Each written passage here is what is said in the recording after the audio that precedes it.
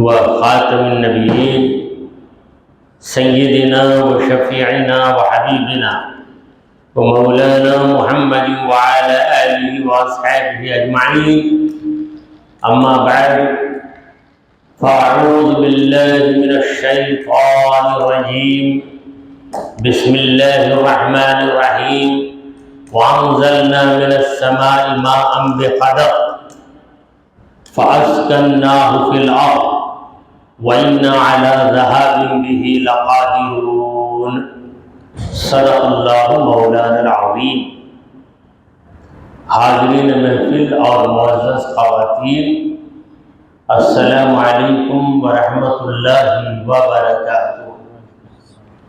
اللہ رب العزت جل وعلا کا ہم پر بے پناہ کرم ہے کہ اس نے ہمیں آقا نامدار احمد مختار مدنی تاجدار دونوں جہاں کے سردار حضرت محمد مصطفیٰ رسول خدا صلی اللہ تعالی علیہ وآلہ وسلم کی بابرکت امت میں پیدا فرمائے. حاضرین محترم، حمد و صلاۃ کے بعد جس آیت مبارکہ کی تلاوت کا میں نے شرف حاصل کیا ہے وہ سورہ المومنون کی آیت نمبر 18 ہے.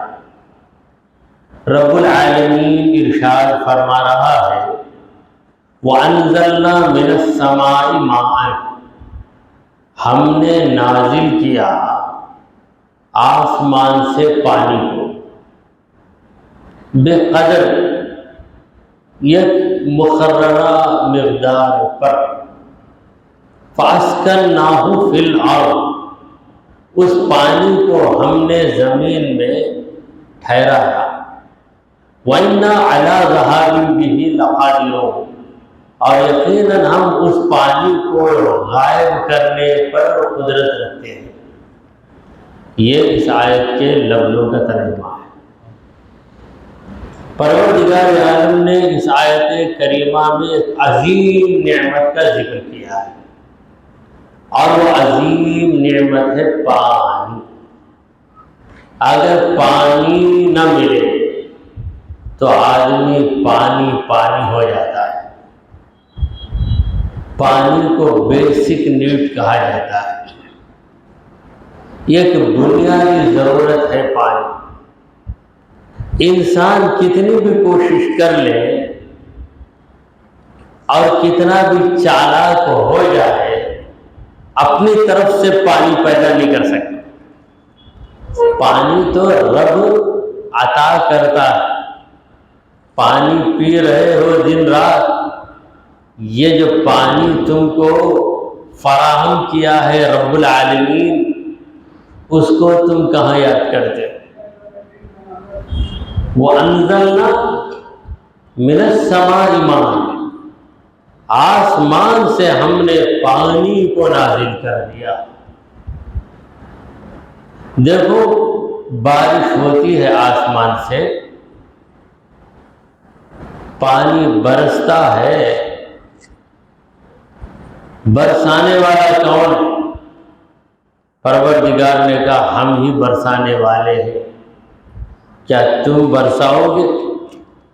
ہم چاہیں گے تو برسائیں گے، ہم چاہیں گے تو تم کو ترسائیں گے.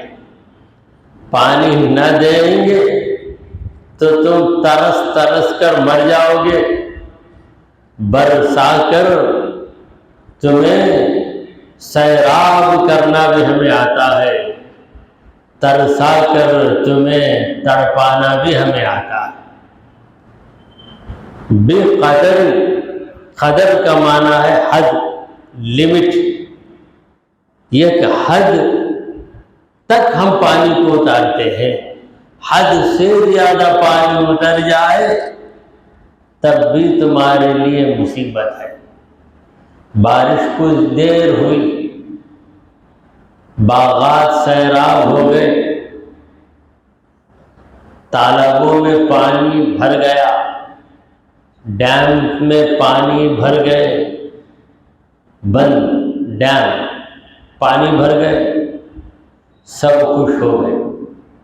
اگر یہ بارش مسلسل پڑتی رہے، ساری رات پڑ رہی ہے، سارا دن پڑ رہی ہے، اگر 3 دن بھی پڑ جائے تو لوگوں کی حالتیں خراب ہو جاتی ہیں۔ پروردگار فرما رہے ہیں کہ پانی کی کمی ہمارے پاس نہیں ہے، بلکہ تمہاری جھولی ہی اتنی ہے، زیادہ دیں گے تو تمہاری جھولی پھٹ جائے گی، زیادہ دے دیں گے تمہاری جھولی پھٹ جائے گی۔ جیسا کہ شاعر نے کہا، میری ہی جھولی ہے تنگ یار، تیرے خزانے میں کیا کمی ہے۔ پانی برسانا ایک نعمت، اور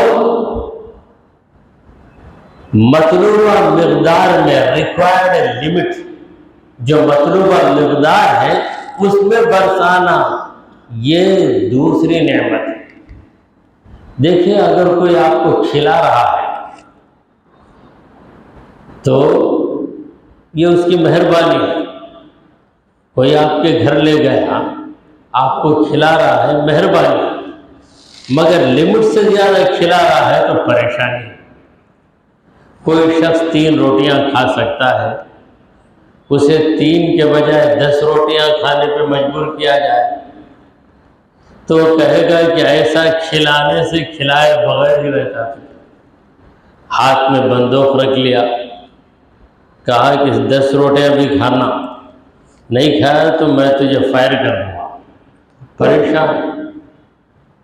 تو کوئی بھی چیز دینا اور جتنی مقدار کافی ہے اتنی مقدار میں دینا، یہ بہت بڑی مہربانی ہے۔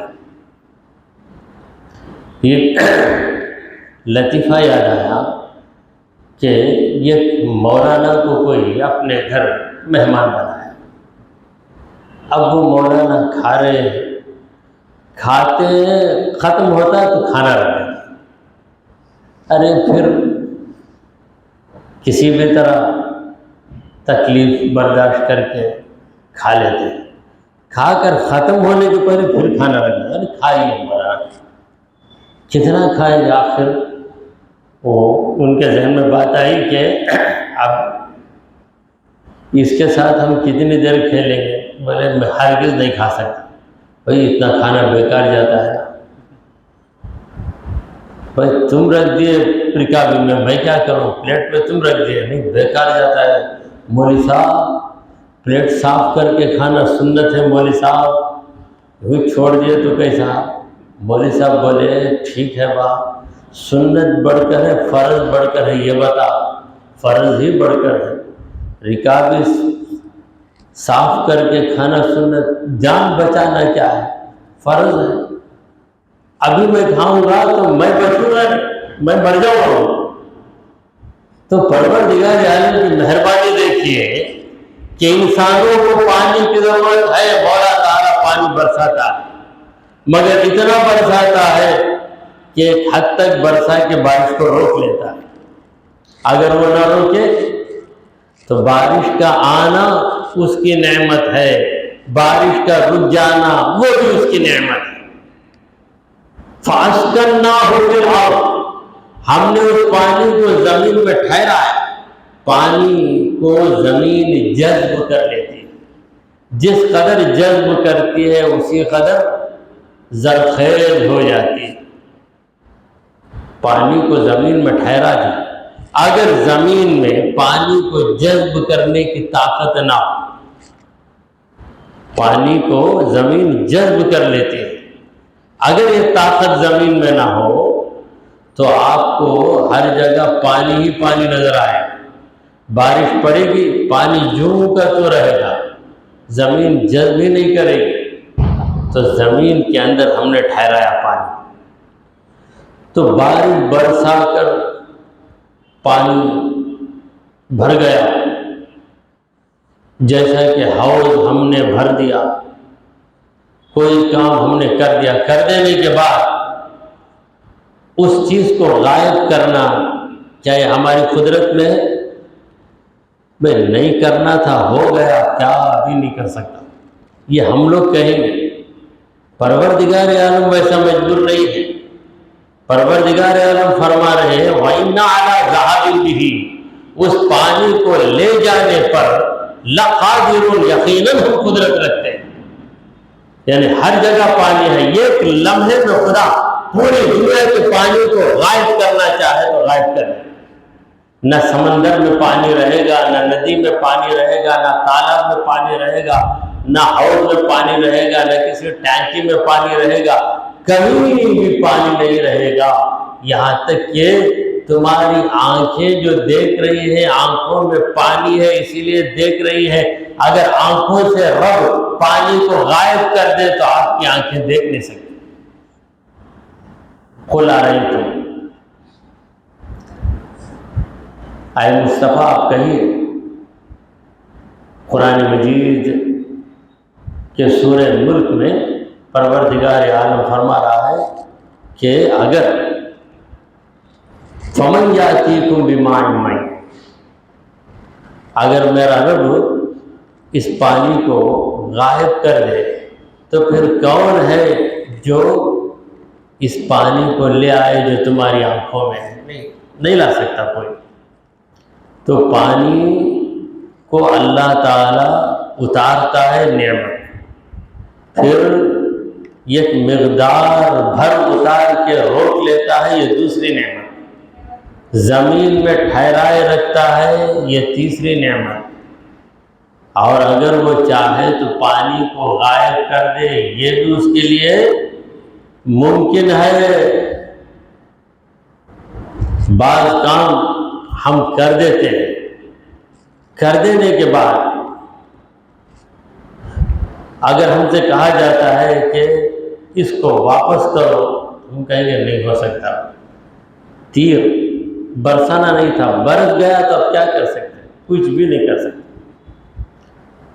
فَأَنشَأْنَا لَكُمْ بِهِ جَنَّاتٍ، تو ہم نے اس پانی کے ذریعے تمہارے لیے بہت سے باغات کو پیدا کر دیا۔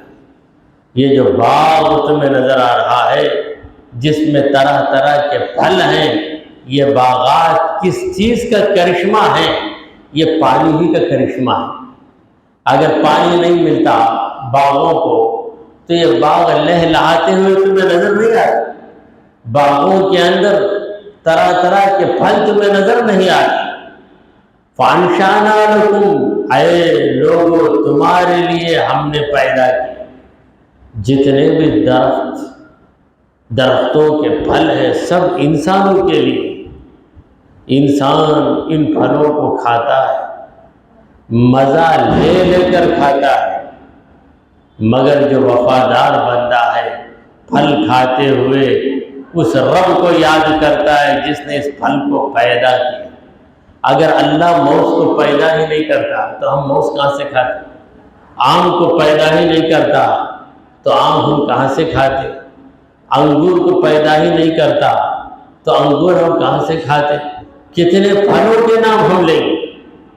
پھلوں کے اندر قدرت کا تماشا دیکھیے کہ سارے پھل میٹھے مگر ہر پھل کا مزہ جدا۔ انار بھی میٹھا، موز بھی میٹھا، اننس بھی میٹھا، پھنس بھی میٹھا، مگر پھنس کا مزہ اننس میں نہیں ہے، اننس کا مزہ انگور میں نہیں ہے، انگور کا مزہ سیب میں نہیں ہے، سیب کا مزہ آم میں نہیں ہے، مگر کیا ہے مزہ اس کے اندر؟ یہ آم یہ کیا ہے؟ میٹھا ہے۔ سیب یہ بھی میٹھا ہے، انار میٹھا ہے، کیا ہے؟ یہ میٹھا وہ میٹھا، دونوں کا مزہ یکساں ہے؟ نہیں، اس کا مزہ جدا اور اس کا مزہ جدا ہے۔ وَأَنشَأْنَا لَكُمْ بِهِ جَنَّاتٍ مِّن نَخِيلٍ وَأَعْنَابٍ، اے لوگوں اس پانی کے ذریعے ہم نے تمہاری خاطر باغوں کو پیدا کیا۔ کیسے باغ؟ من نخیل، کھجوروں کے باغ، وَأَعْنَابٍ اور انگوروں کے باغ۔ پھل تو بے شمار، سارے پھلوں کا ذکر کیا جائے تو مضمون بہت بڑا ہو جائے۔ دو پھلوں کا اللہ نے ذکر کیا، اگر یہ پھل بھی کوئی انسان پیدا کرنا چاہے تو کیا کر سکتا ہے؟ ہرگز نہیں کر سکتا۔ پہلا جو ہے نخیل، کھجور، کھجور کے اندر ایسی خوبی اللہ نے رکھی ہے کہ 3 کھجور کھا کر پانی پی لو تو آپ کا پیٹ بھر جاتا ہے۔ اور بڑے سائز کا کھجور، عرب میں جو کھجور ملتا ہے، اگر یہ کھجور کھا کر پانی 1 گلاس آپ پی لو تو پھر آپ کیا ہو گئے؟ سیراب ہوئے، مست ہو جائے۔ ہم یہ مشاہدہ کرتے ہیں حرم شریف کے اندر، چند کھجوروں کو تھیلی میں رکھ لیتے ہیں، زمزم کا پانی گلاس میں لے لیتے ہیں، پھر وہاں بیٹھ کر چند کھجوریں کھائے، پھر 1 گلاس پانی پی لیا یا 2 گلاس پانی پی لیا تو پھر ہم کو غذا کی ضرورت ہی نہیں پڑتی۔ اور یہ ایسی چیز ہے، پھل، کھجور ہی مان لیجئے ایسا پھل ہے یہ کہ آپ روزانہ کھاؤ تب بھی اس کا مزہ آپ کو حاصل ہو۔ اور انگور کا مزہ، یہ کیسا زبردست مزہ ہے۔ اللہ تعالیٰ نے انگوروں کو شکل بھی ایسی پیاری دی کہ شکل کو دیکھتے ہی آپ کی نگاہیں خوش ہو جاتی۔ پھر کھاتے ہیں تو اس میں سے جو رس نکلتا ہے، آپ کی جیب اس رس کو چکھ کر خوش بخوش ہو جاتی ہے۔ کیا کیا نعمتیں ہم نے دی ہیں۔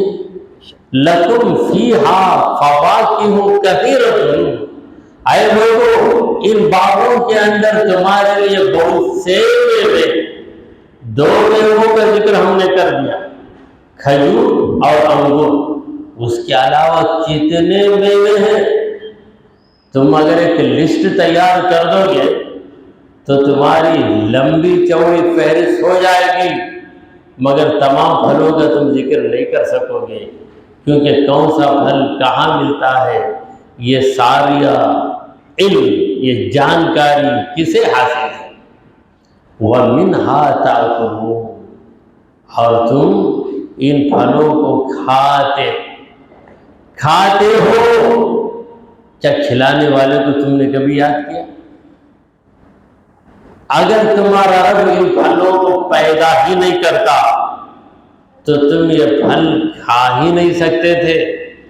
اس نے مہربانی کی پیدا کر دیا۔ وَشَجَرَةً، پروردگار نے ایک درخت پیدا کر دیا، یعنی زیتون کا درخت، تخرج من طور سینا، یہ وہ درخت ہے جو طور سینا کے پاس نکلتا ہے، یعنی اس کے درخت اس بستی میں زیادہ ہے جہاں طور، کوہ طور ہے، طور سینا، جہاں حضرت موسیٰ علیہ السلام گئے تھے اللہ سے ہم کلامی کے لیے، اس بستی میں زیتون بہت زیادہ ہوتا ہے۔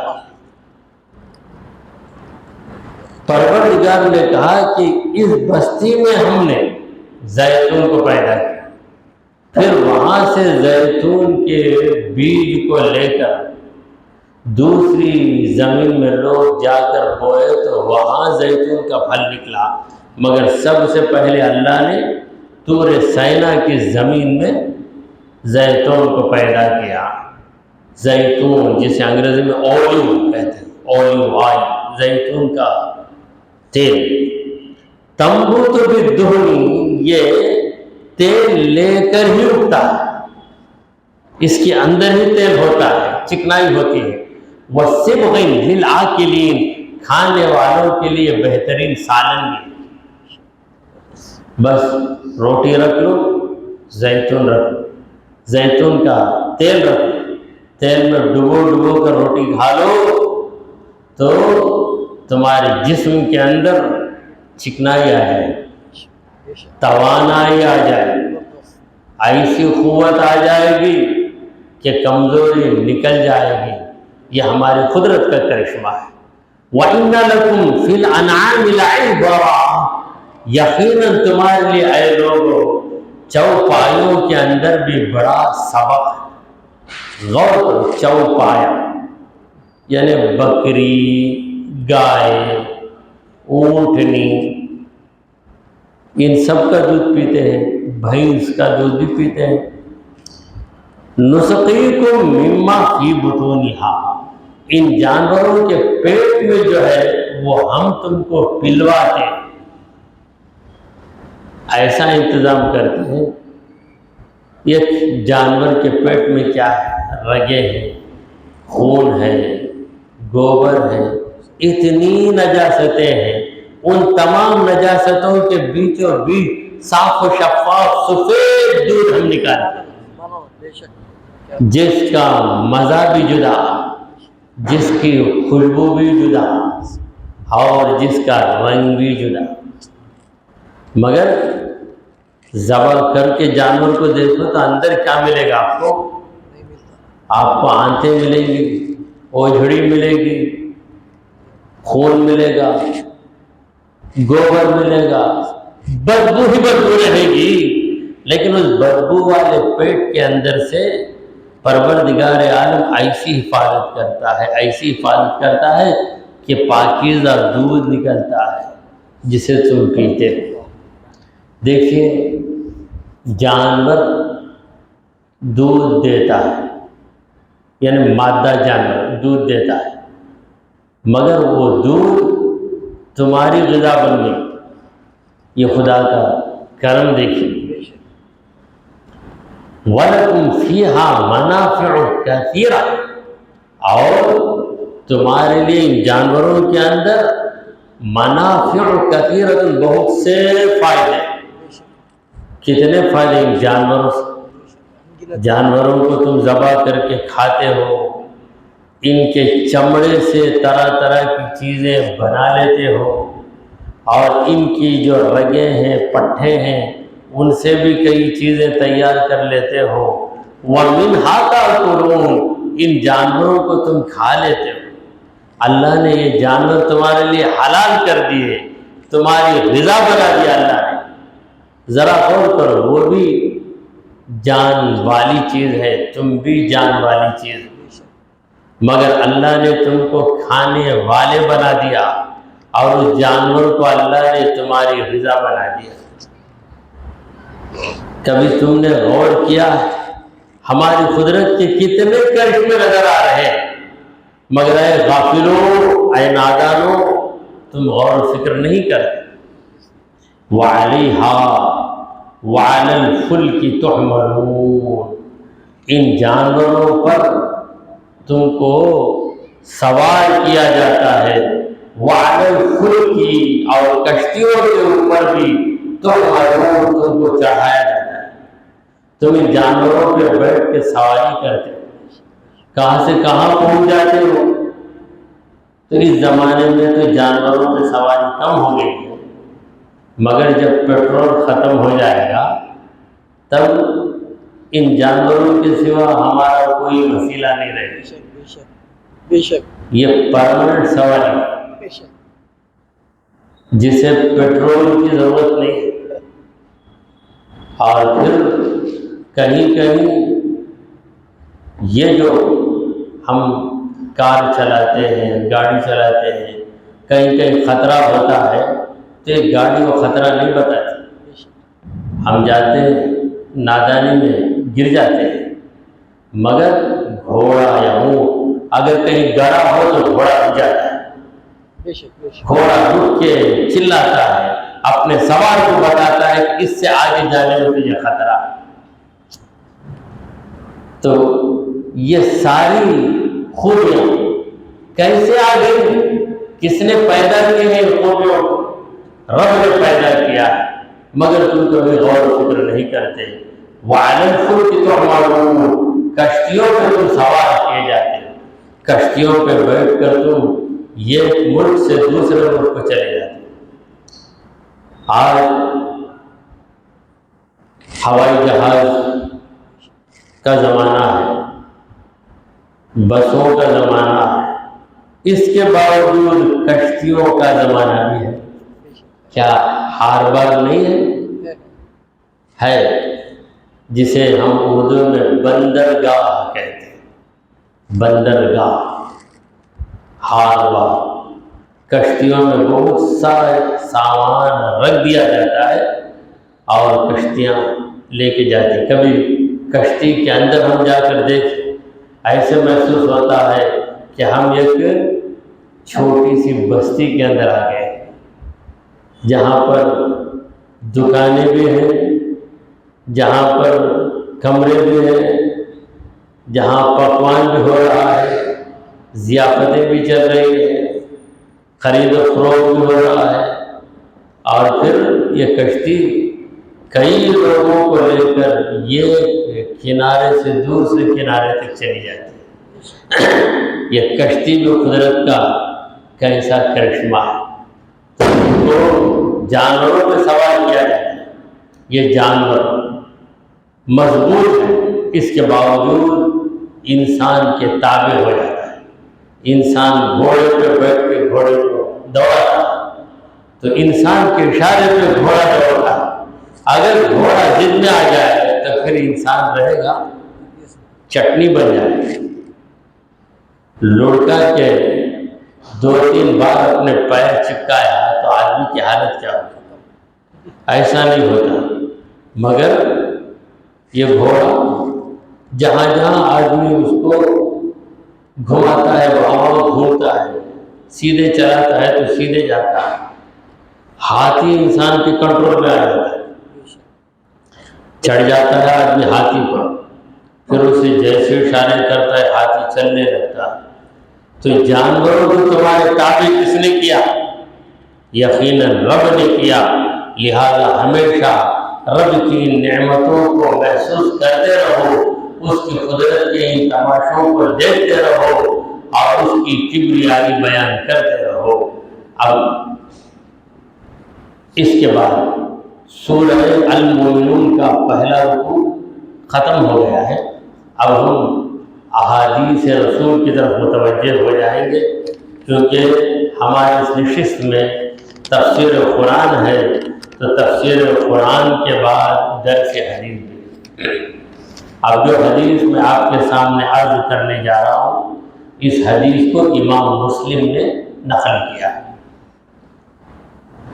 ہمارے پیارے نبی محمد عربی صلی اللہ تعالی علیہ وآلہ وسلم نے ارشاد فرمایا، یأکل اہل الجنۃ ویشربون، جنتی کھائیں گے اور پیئیں گے، جنتی کھائیں گے پیئیں گے، اور ان کا کھانا پینا کیسا ہوگا؟ یہاں پر جو ذمہ داری ہمیں دی گئی دنیا میں کہ حلال طریقے سے کماؤ پھر کھاؤ، جنت میں ذمہ داری لے، بغیر محنت کے، بغیر کمائے، بغیر مزدوری کیے، بغیر تجارت کیے آپ کو جنت میں کھانا ملے گا۔ جنتی کھائیں اور پیئیں، دودھ کی نہر جاری ہے، شہد کی نہر جاری ہے، پانی کی نہر جاری ہے، شراب کی نہر بھی جاری ہے، تو ان نہروں سے جنتی خوب پیئیں گے، کوئی قسم کی پابندی نہیں۔ یہاں پر دودھ پی لیا، کھٹا تھا، دودھ پھٹ گیا، دودھ ٹھنڈا ہو گیا، یہ جو ڈرا بیکس دودھ کے ہیں کچھ بھی نہیں جنت۔ جو بھی دودھ ملے گا ایسا مناسب دودھ ملے گا کہ آپ کو شکایت کا موقع ہی نہیں رہے، اور پینے کے بعد دودھ پی لیا وہی ڈکر آ رہی ہے، مجھے گیس کا پرابلم ہو گیا ہے، مجھے ہضم نہیں ہوا، بدہضمی دنیا میں، جنت میں بدہضمی نہیں ہوتی ہوگی۔ تو جنتی کھائیں گے پیئیں گے، یأکل اہل الجنۃ ویشربون، جنتی کھائیں گے اور پیئیں گے، ولا ينتقطون، اور انہیں کبھی زکام نہیں ہو، زکام ہو گیا ناک میں سے پانی جا رہا، یا بلغم ہو گیا، آدمی بلغم کو تھوک رہا ہے، ناک میں سے بلغم ریڈ بن کے نکل رہا ہے، یہ ساری پریشانیاں دنیا میں، وہاں کوئی پریشانی نہیں۔ وَلَا يَمْتَقِطُونَ، یعنی جنتیوں کو ناک صاف کرنے کی ضرورت نہیں، یعنی انہیں رننگ روز نہیں ہوگا، پانی جو گرتا ہے وہ بھی نہیں ہوگا، ریڈ بھی نہیں آئے، اور یہاں پر سینے میں بلغم جم گیا، تھوکتے ہیں تو بلغم نکلتا ہے، اس کا بھی وہی چیز نہیں ہوگی وہاں پر۔ اسی طرح بلغم کی وجہ سے کان سے پیپ نکلتا ہے، وہ بھی نہیں ہوگا، کوئی شکایت نہیں رہے، زیرو کمپلینٹ پلیس ہے، زیرو کمپلینٹ، یعنی شکایت ہی نہیں ہوگا۔ وَلَا يَتَغَوَّلُ، جنتیوں کو کتنا بھی کھائے بیت الخلا کی حاجت نہیں، پاخانے کی حاجت نہیں ہے، باتھ روم کی ضرورت ہی نہیں، جنت میں ٹائلٹ نہیں ہے۔ دنیا میں کسی بھی گھر میں پہلے جا کر ہم گھر دیکھتے ہیں یا کہیں 2-4 دن رہنے کے لیے کمرہ لیتے ہیں، ہوٹل کمرہ لے کر بستر وغیرہ دیکھتے ہیں، اس سے پہلے وہاں کا ٹائلٹ کیسا ہے دیکھ لیں، کیوں ضرورت ہے، ضرورت ہے، مسجد بناؤ، مدرسہ بناؤ، اس پہ بیت الخلا بھی ہونا، بھائی عبادت کے لیے اس کی کیا ضرورت ہے؟ عبادت کے لیے ضرورت نہیں، عبادت گزار کے لیے اس کی ضرورت ہے۔ جنت میں ایک چیز نہیں، آپ جتنا بھی کھائیں گے کھاتے جائیے، مگر کسی کو استنجا کی حاجت نہیں، پاخانے کو جانے کی ضرورت ہی نہیں پڑے گی۔ ولا یقولون، لوگوں کو جنتیوں کو پیشاب بھی نہیں آئے، پیتے جائیں گے، کہاں گیا پانی؟ اب یہاں پر پانی پیتے ہیں تو پیشاب کرنا لازمی ہے، اگر پیشاب نہیں کریں گے تو پھر پیٹ پھول جائے گا، پھر ڈاکٹر علاج کر کے پیشاب کو نکالتا ہے، ٹیوب رکھ کے نکالتا ہے، نکالنا ہے پیشاب، مگر بہت آسانی، جتنا بھی دودھ پیو، جتنا بھی پانی پیو، پیشاب نہیں آئے، کہاں جائے گا؟ پروردگار غائب کر دے گا۔ پروردگار کے لیے غائب کرنا کوئی بھاری بات نہیں ہے، ہم غائب کرتے 500 میسیجز ایک ہی وقت میں ڈیلیٹ دباتے ہیں، ڈیلیٹ آل، اس میں آپشن دیتا ہے، اس میں ڈیلیٹ آل کا آپشن دباتے ہیں، 500 میں غائب، کہاں گئے؟ کوئی آپ سے پوچھے اس کے اندر اتنے میسیج تھے نا، 500 میسیج تھے، آپ دبا کر دیکھتے تھے، وہ ڈیلیٹ ہوئے، کہاں گئے؟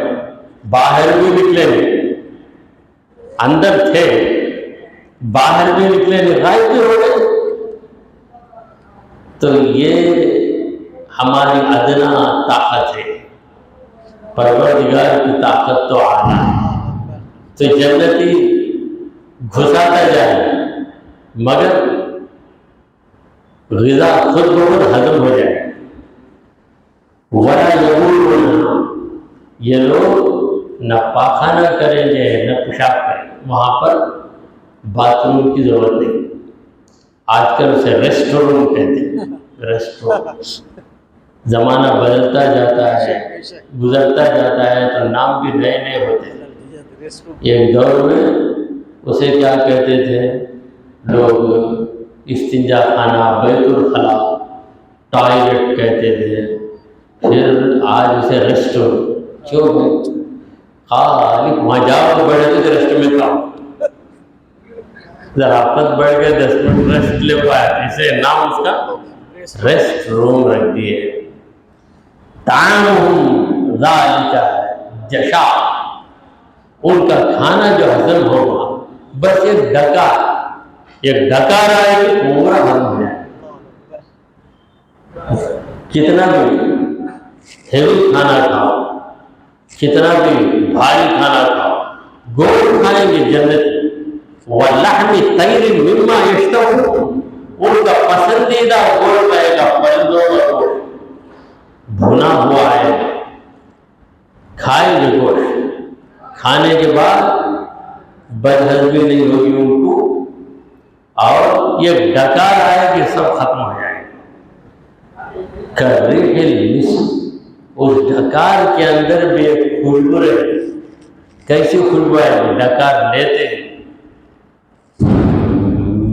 مشک کی خوشبو، مشک جسے کستوری کہتے ہیں، کستوری، زبردست خوشبو والی چیز ہے۔ دیکھیے یہاں پر ہر چیز ڈپلیکیٹ ملتی ہے۔ سندل، سندل کیا ہے؟ پیلے پیلے پیلے ٹکیاں، کیا ہے بھائی؟ وہ چونا ہے، اس نے پیلا رنگ چڑھا دیا، نام اس کا سندل رکھ دیا۔ اود بتی، کیا ہے اس کے اندر؟ کوئلہ ہے، کوئلے پہ یسن چڑھا دیا، نام اس کا اود بتی رکھ دیا۔ اصلی اود کہاں؟ اصلی اود جب مہکنے لگے تو خوشبو ہی خوشبو، اصلی سندل اس کی خوشبو ہی الگ ہے۔ اسی طرح جو کستوری ہے جسے مشک کہتے ہیں، عربی میں مسک کہتے ہیں، اس کی خوشبو زبردست خوشبو ہے۔ ویسے خوشبو ہے، جنتی جب ڈکار لے گا تو خوشبو ہے۔ یلہمون التسبیح والتکبیر کما یلہمون النفس، جنتیوں کو تسبیح کرتے رہنے کا خیال ہے، سبحان اللہ کہتے رہنے کا خیال خود بخود آ جائے گا۔ والتکبیر، اللہ اکبر، تسبیح کا معنی کیا ہے؟ سبحان اللہ۔ یہ جو کلمہ ہے، یہ جو ورد ہے، یا یہ جو وظیفہ ہے، یا یہ ذکر ہے، سبحان اللہ، اسے کہتے ہیں تسبیح۔ اللہ اکبر، اسے کہتے ہیں تکبیر۔ مگر تسبیح کا جب نام آتا ہے تو ہمارے ذہن میں وہ سو ڈالنے والی تسبیح ہے۔ اسے تسبیح ہم اس لیے کہتے ہیں کہ ان دانوں پر گن کر ہم سبحان اللہ پڑھتے، اس لیے اس کا نام تسبیح۔ جبکہ تسبیح سبحان اللہ کہنے، سبحان اللہ دل میں کہیں، دل کی تسبیح ہوئی، سبحان اللہ منہ سے کہیں، یہ جہری تسبیح۔ اور تکبیر اللہ اکبر، یہ جنتی خود بخود کرتے رہیں گے۔ کما یلہمون النفس، جس طرح دنیا میں وہ سانس لیتے، سانس لینا، سانس لینے کون سکھائے تم کو؟ اگر سوال کریں گے تو آپ کیا جواب دیں؟ جو بچہ پیدا ہو وہ بھی سانس لیتا ہے، ابھی پیدا ہوا بچہ سانس لیتا ہے، چھوڑ، کون سکھائے؟ کیا وہ کبھی ارادہ کرتا ہے سانس لینے کا؟ ہم نے کبھی ارادہ کیا؟ ارادے کے بغیر ہم سانس لیتے رہتے ہیں، سانس لیتے ہوئے ہیں، چھوڑتے ہیں۔ اسی طرح ارادے کے بغیر بھی جنتی جنت کے اندر تسبیح بھی کرتے رہیں گے، تکبیر بھی کرتے رہیں گے۔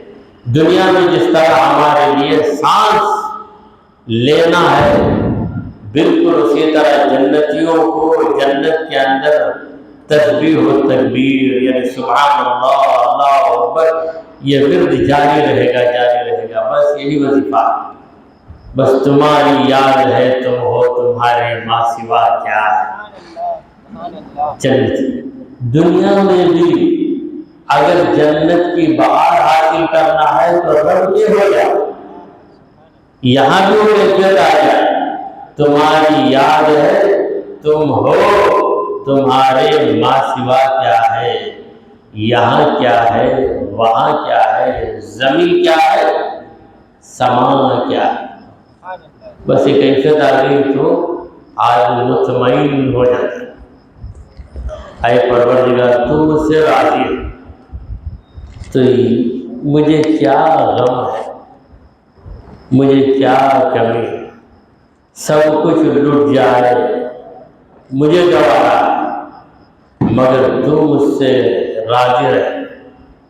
ہر ستم ہر غم گوارا، ہر ستم ہر غم گوارا ہے، اتنا کہہ دے کہ تو ہمارا ہے، اتنا کہہ دے کہ تو ہمارا۔